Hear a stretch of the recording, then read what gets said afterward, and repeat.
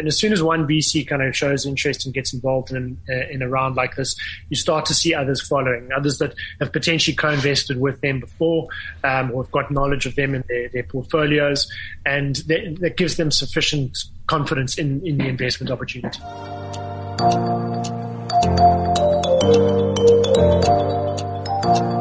Welcome to Africa Business Radio. I am Nonso Mordi. Today we have exciting news, especially for all our gamers listening to us right now. Now, Skrmiish, which is the world's first mobile play-to-earn app, has partnered with LaunchAfrica, and they're currently closing their seed round of $2.5 million, where LAA has co-invested alongside blockchain founders Fond and Stellar. Now, if you're new to the gaming world, this play-to-earn app enables gamers of every level to earn cash in every match they play across the AAA plus games they love. Now we have the co-founder and MD of Skirmish, Chris Heaton, on the show today to speak on this great feat. Welcome, Chris. It's a pleasure to have you here. It's great to be here. Thanks for your time. All right. Now, before we speak about this partnership, I'd like you to please touch up on the blockchain-based gaming industry. How much has it evolved in Africa?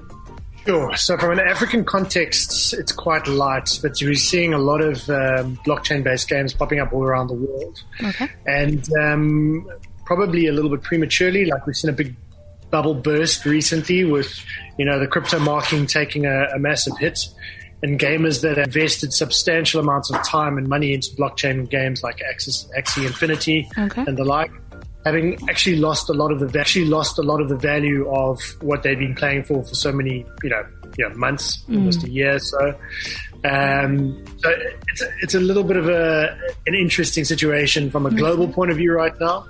And the reason why we've built what we've done is rather than creating sort of custom or more indie style games and forcing gamers to switch playing habits into something to potentially earn on, we're giving them the ability to do that within the game titles that they've already been playing for many, many, many years.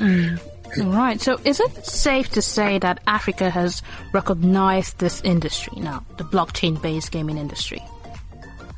Yeah, so look, LaunchAfrica just being one, investor or venture capitalist firm that have started to have a closer look at this. They, not just from an African point of view, but they're looking at the potential from a global point of view. Okay. There's no doubt that we'll start to see more and more of these sort of more independent games on the blockchain coming live within the African continent, but it's definitely, far greater from an international point of view at this point. Also the heavily reliance on data and so on to be able to access playing these games is, something that we're slowly starting to get over as a continent. The more that opens up, the more opportunity there will be for these kinds of gaming platforms. Interesting. Now, like I said, this partnership is really an exciting one for Africa. And I'd like to know, let's speak about the partnership. How did it come about? What gave birth to it? I'm from marketing and advertising background, having built the advertising agency in South Africa called Brand Inc., which started back in 2000. Advertising agency. The agency was quite, which started industry. So we did a lot of work, and we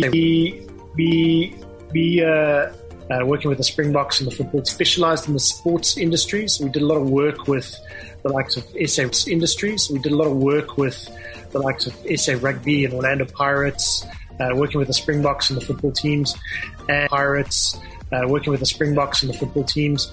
And, Ronan and I met, through doing that kind of work for the rugby team. He was creating some content for me. He's a producer and comes from a content production background. And we started to talk about the gaming space. And sorry, this is going to be a little bit of a long-winded answer to your question, but it's a really good one. Okay. So we started to talk about the gaming space, and back then we were looking at what opportunities lay within the South African context and potentially the African context. And he started to elaborate on he's an avid gamer. and was elaborating on the space to me. And, back then I didn't know a huge amount about the sort of, call it non-traditional sports environments. I was very focused on traditional sports.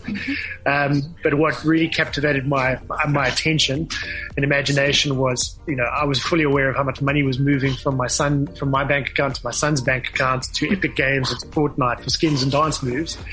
And there must be something there.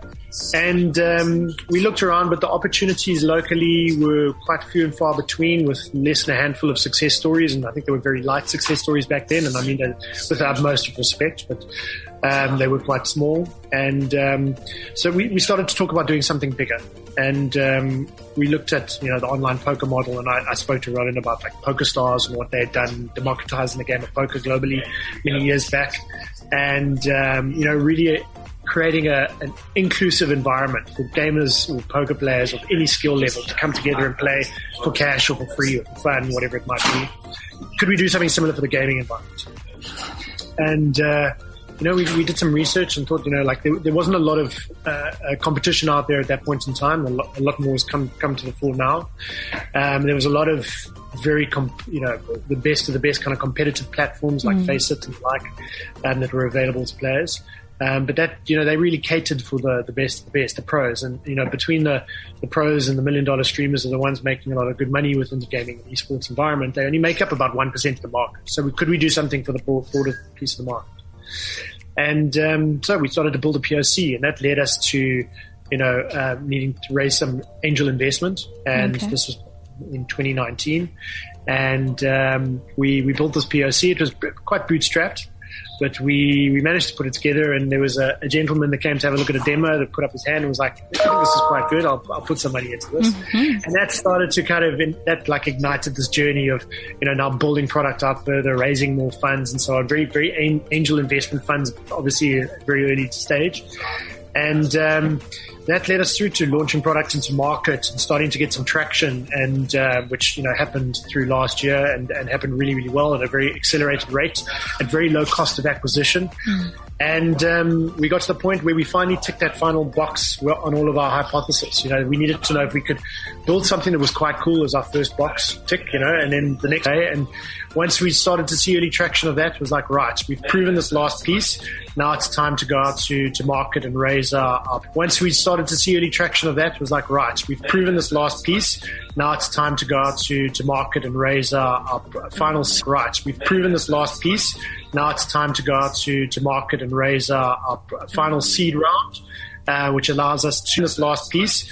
Now it's time to go out to market and raise our final seed round, which allows us to start to ramp up the feature set of the product, onboard more games, obviously onboard more users, and then capture a lot of data and look at player behavior over the next 12 to 24 months, and learn from that, adapt the product to really refine it into something quite special, and then build ourselves into a Series A. So we put ourselves out to market earlier this year, and we got connected with Zach from LaunchAfrica a few months back. In fact, it was probably the beginning of May, and it actually moved quite quickly. So he was introduced to us through a current investor in my business, a guy by the name of Andrew Holland. And they after, but I was adamant that we did.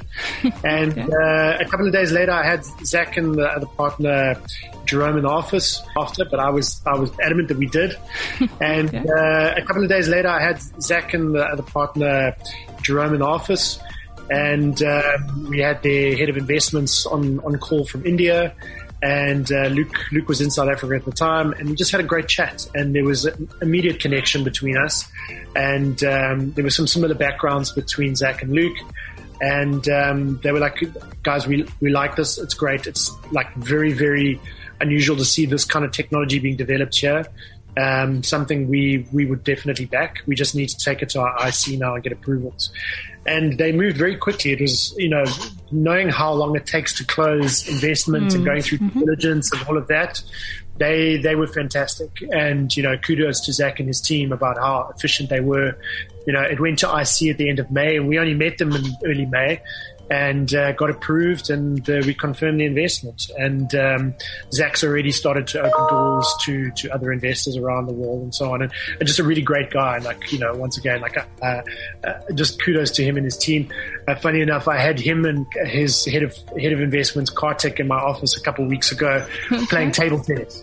So Kartik was in South Africa for a little while and was really wanting to have a competitive table tennis match against his boss.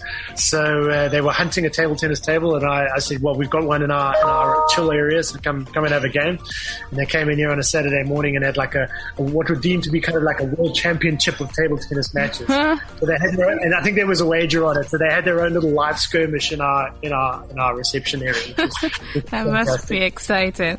I mean, it's obvious from what you said that Skrmiish has, there's been careful thought process throughout, from the beginning up till this point, and LaunchAfrica too has a shared culture with you, because considering how fast they were to make sure this goes out and where you are now. Now, speaking about the seed round funding, because it's really a big one, $2.5 million. I hear you're currently closing. How has it been so far? Is it just LaunchAfrica that's co-investing? No, so we've got a couple of VCs involved, which is, it's super exciting to finally get to the stage where there's a lot of institutional interest in what we're doing. Okay. Beforehand it's always been the angel investors and then guys coming on sort of pre-seed rounds, some more private equity guys. And finally, even though it's a very early stage for us, and I think it's something we can really pat ourselves on the back for in a very, like a market that's a very bear market at the moment, and a lot of VCs pulling back on investments into very sort of high, what would deem to be high risk investments, and a lot of companies having to halve their valuations just because the market is too bearish. Okay. We've actually done pretty well for ourselves. Like we wouldn't be a traditional go-to from an investor point of view, where we've managed to incite enough confidence in these institutions to back us. And from it first being, LaunchAfrica was the first one to come in. They really ignited it, which is a great play on words considering what their name is. And then, shortly after, Blockchain Founders Fund based out of Singapore followed. Okay. And we're in conversations with Stella to wrap that one up. And then there's two other private individuals that are based in the UK and two local ones that we're finalizing terms of agreement with at the moment. So we're in the closing stages of it. We've, raised finalized about $1.9 million worth of investment so far, and would look to close out the balance of that within the next month to 4 to 6 weeks or so. Wow. But great. And the LaunchAfrica thing was fantastic because it really created this kind of domino effect of they got in, and as soon as one VC kind of shows interest and gets involved in a round like this, you start to see others following, others that have potentially co-invested with them before, or have got knowledge of them in their portfolios, and that gives them sufficient confidence in the investment opportunity. Amazing. It's obvious that this, $1.9 million that's progress. In short time, definitely reach our goal. Now, what are you trying to raise this money?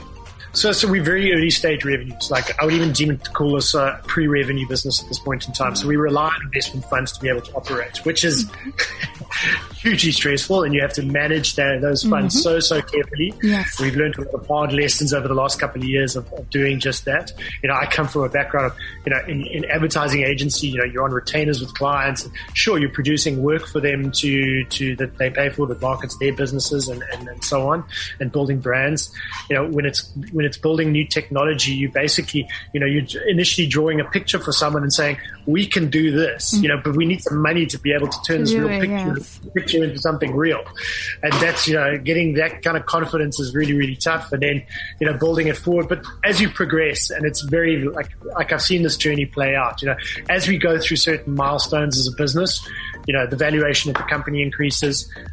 There's more interest in what we're doing from both private equity as well as institutional.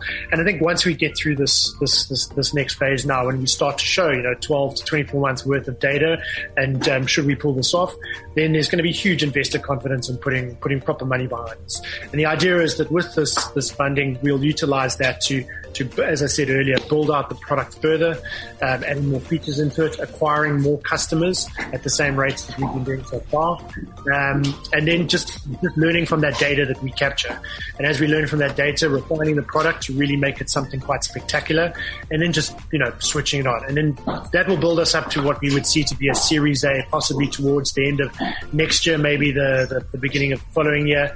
And then we would go out to market at a much higher valuation to raise enough money, and literally it would just be to fill the top of our funnel. So knowing that we've now, really perfected how we acquire users, getting them all the way through into being paying players on our system, and making sure we retain that.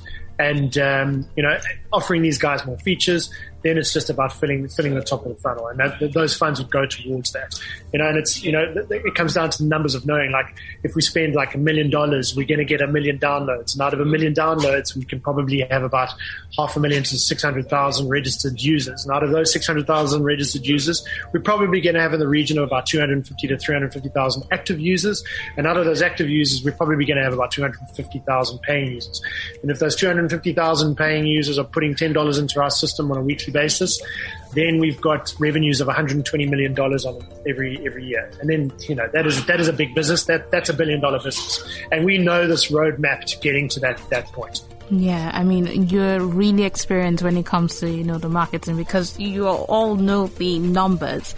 So in every match they play. Now, what else is Skrmiish unique selling point? So probably our biggest one is the fact that we've built a digital wallet. So this was a big, I wouldn't say it was a pivot in financial thinking on our side, not really a pivot in product. Prior to Luke joining us as CEO at the beginning of last year, I'd been down a very sort of traditional payment service provider route, which was incredibly taxing, not just financially, but physically and mentally as well, because the due diligence that you have to go through, specifically in the sector that we're playing in, is just incredible. And after doing about 8 months of DD with the likes of PaySafe and Skrill, and finally getting approved, Luke said, no, this is not future-proof thinking, Heaton. We need to think on the blockchain for various reasons, because the utility of it will allow us to acquire customer funds much faster and much cheaper, and also allow for a much faster delivery of funds back to them when they want to withdraw their cash. And we made a big call in March last year to build our version 2 of the product, and build a digital wallet in the back end of it. And we did that in conjunction with a company in the UK, which is FCA regulated, called CoinMode. So literally, when any user registers and utilizes the financial system in pay to play on our app, they're pretty much opening up a UK-based bank account that's FCA regulated and well protected. It's got bank grade security to it, and it gives them complete control of their funds. So they can put money in from any bank account around the world, and then utilize that cash to be able to play against the people or against themselves in solo challenges, and then be able to extract that cash or even hold that cash a year or so. They're all utilizing traditional payment methods, where we've gone this blockchain-based route, which we believe will be a massive unique route, which will be a massive unique selling point for us, and also future-proof us really, really well moving forward. I mean, I love the idea of that, because I know that the traditional way can be really stressful, so I can relate to what you spoke about. Okay, all right. Thank you so much for sharing with us. It's definitely an iconic idea, and it's definitely going to keep Africa on the map when it comes to gaming and tech. That was Chris Heaton, co-founder and MD of Skirmiish. Stay tuned for more. We'll be right back.